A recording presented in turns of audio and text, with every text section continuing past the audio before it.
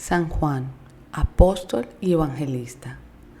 Juan es definido en su evangelio como el discípulo a quien Jesús amaba, gracias a los signos especiales de predilección que Jesús le manifestó en momentos muy significativos de su vida. Juan fue estrechamente ligado a la historia de la salvación. El primer signo que le demostró es el gran afecto de Jesús. Consistió en que fue su llamado a ser discípulo junto con Andrés, el hermano de Pedro, por medio de Juan el Bautista, que bautizaba en el río Jordán y de quien ya eran discípulos. En efecto, cuando Jesús pasaba, el Bautista se lo presentó como el Cordero de Dios. De inmediato lo siguieron y Juan se quedó tan impresionado por su encuentro personal con Jesús que nunca olvidó que fue hacia las 4 de la tarde que Jesús lo invitó a seguirlo. La segunda señal de predilección fue el haber sido un testigo directo de algunos hechos de la vida de Jesús, que luego él reelaboró en el cuarto evangelio, en un modo muy teológico y muy distinto a los evangelios sinópticos. Y el tercer momento en el cual Jesús mismo le hizo sentir su amistad y su hermandad tan particular fue cuando Jesús, a punto de entregar su espíritu, lo quiso asociar de un modo privilegiado al misterio de la encarnación, confiándolo expresamente a su madre. Aquí tienes a tu hijo, encargándole a ella. Las fuentes de las que se ha extraído los datos de la vida de Juan como apóstol, como evangelista y como hijo adoptivo de María no siempre coinciden. Algunas fuentes son más convergentes y otras son más dudosas o apócrifas. De los evangelios sabemos que Juan con su hermano Santiago también era un apóstol. Los dos eran pescadores originarios de Galilea, de una zona del lago de Tiberíades, y que juntos fueron apodados los hijos del trueno. Su padre era Zebedeo y su madre Salomé. A Juan lo encontramos en el círculo estrecho de los apóstoles que acompañaron a Jesús cuando realizó algunas de las señales más importantes de su progresiva revelación como un tipo de Mesías muy distinto del que el pueblo de Israel se esperaba. En efecto, cuando Jesús resucitó a la hija de Jairo, cuando se transfiguró en el monte Tabor y durante la agonía en el Getsemaní, Jesús trataba de hacerles entender que debía transformar su mentalidad ligada a la esperanza de un Mesías violento, semejante a Elías, pues en cambio él era el Hijo amado del Padre. Él era el Mesías, venido del cielo para comunicar la vida y la divinidad en abundancia, y que también iba a sufrir el rechazo y las injusticias de parte de los jefes religiosos de su pueblo. En el Evangelio de Juan, Jesús aparece como el maestro que también intenta, inútilmente, hacer comprender a los judíos la lógica paradójica del reino de Dios. Los discípulos, por su parte, son invitados a nacer de nuevo, para adornar al Padre en espíritu y en verdad. Jesús ora por ellos para que permanezcan unidos por el amor divino y para que sean alimentados por el pan de vida.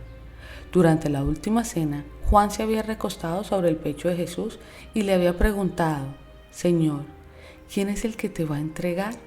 Juan fue el único de los apóstoles que acompañó a Jesús al pie de la cruz con María.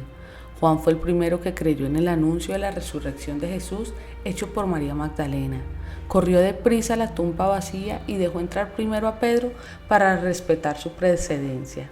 La tradición añade que algunos años después se trasladó con María a Éfeso, desde donde evangelizó el Asia Menor.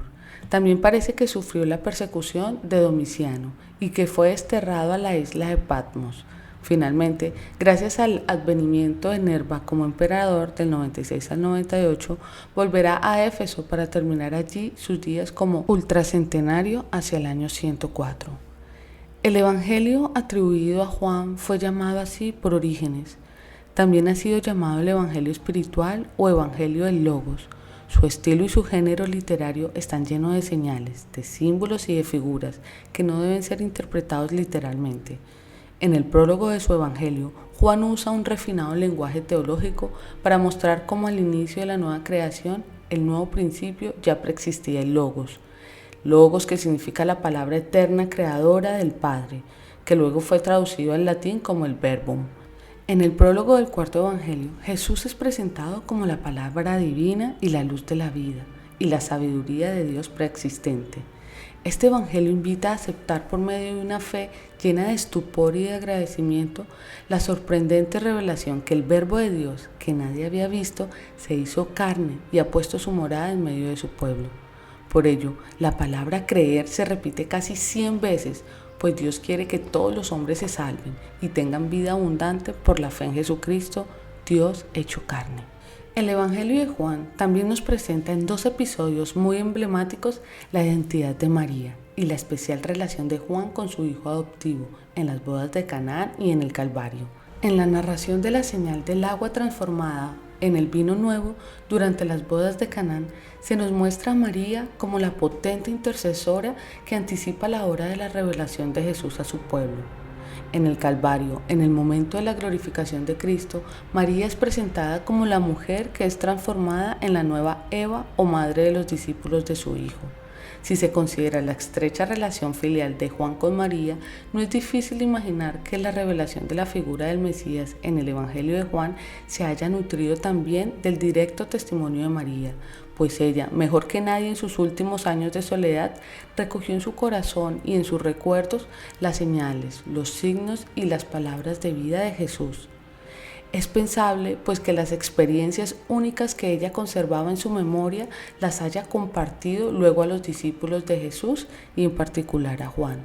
Por ello se puede considerar que también María misma fue acogiendo e interpretando progresivamente en la fe la revelación de que el Hijo de sus entrañas era a la vez el eterno Hijo del Padre, el único pan de vida, la luz del mundo, la puerta, el buen pastor, la resurrección y la vida, la vid verdadera y el camino, la verdad y la vida. La tradición de los discípulos de Juan se le atribuye a las 3 cartas, que también tienen un sabor de breves homilías. El Apocalipsis es un libro canónico, reconocido como inspirado, que nació en los ambientes de la iglesia de la tradición joánica que sufrían los ataques de las doctrinas gnósticas.